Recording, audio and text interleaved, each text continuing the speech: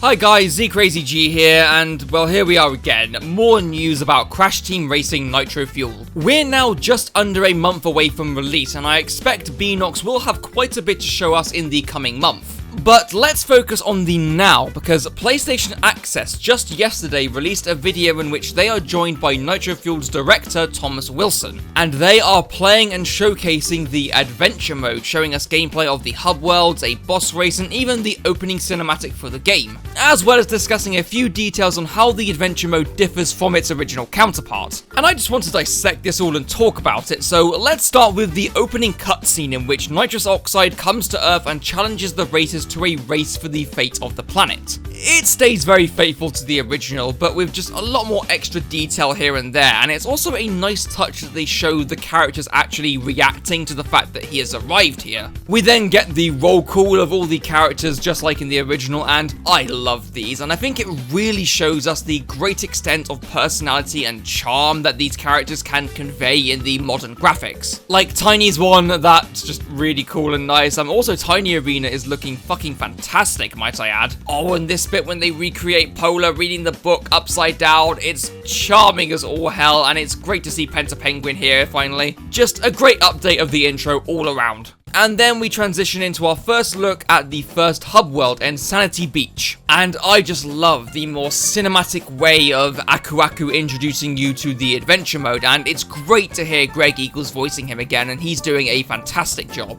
And I mean, what can I say? It looks so good. The extra pirate theming in the background, the warp pads, the boss garages, the world doors, the load save screen, and it just looks great. This is the Citadel City hub, in which they've kind of dropped the medieval town thing for just more of a straight up castle theme, but it still looks damn good. And one thing I noticed here is that the podiums as well all each have a unique design to correspond with the world that they're in, which is a nice touch. This is Gemstone Valley, and they've taken the gemstone part quite literally, and I actually think it gives a lot of colour and vibrance, and oh, that giant Oxide hologram is so cool. It's nice that they give him more of a looming presence within the mode, just to build him up a bit more, you know? And now onto the Lost Ruins hub, which is quite clearly sharing the visual style of Papu's Pyramid, in which they've gone for the more Mayan temple-esque look, and it's looking really good. Now, in terms of actual race gameplay, not a whole lot new. We had a look at Crash Cove, which we've already seen, but it's just had a bit more visual polish, with a few extra details here and there just to perfect it. We also got gameplay of a relic race in Coco Park, and it's just nice to see the HD gameplay of this track compared to the livestream gameplay. It just looks so nice and colourful. And then we get onto the boss race, and the updates they've done to the cutscenes both before and after the race, they are fantastic, and we've only just seen Ripperoo so far.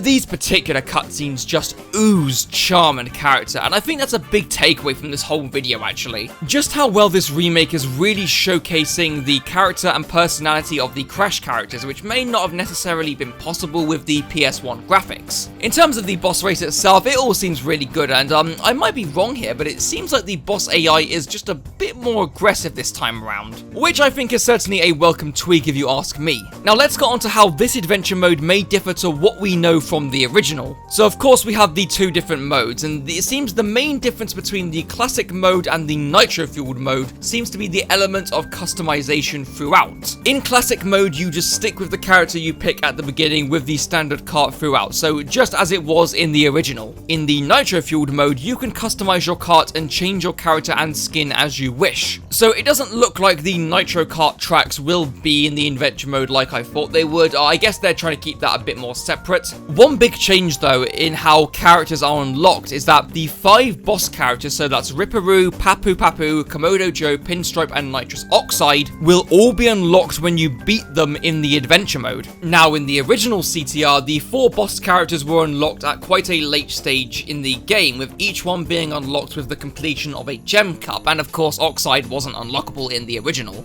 But now all you have to do is beat them first time round to unlock them, their car color palette, and the character sticker. Now with Oxide, I'm assuming you'll have to beat him with his second challenge to unlock him. Now with the gem cups, they've said that you will receive other rewards for completing them. And that's not the only thing, so whenever you complete a challenge in the adventure mode, be it winning a trophy race, a CTR challenge, or relic race, you will unlock some form of reward, be it a decal or sticker or some form of customization bonus. It's just cool that you'll constantly be rewarded throughout your time playing the adventure mode. And man, seeing this is all getting me really excited for Nitro Fueled now. And I think it's because the adventure mode really was just such a nostalgic and memorable part of the game for me, and seeing it in glorious HD is fantastic. As well as seeing that intro, and it just makes me all giddy with excitement. And I'm almost certain that there's more Beanox will want to share with us this month leading up to the release. And if there is something that I feel warrants a video addressing it, then I will do my best to get it out as quick as possible.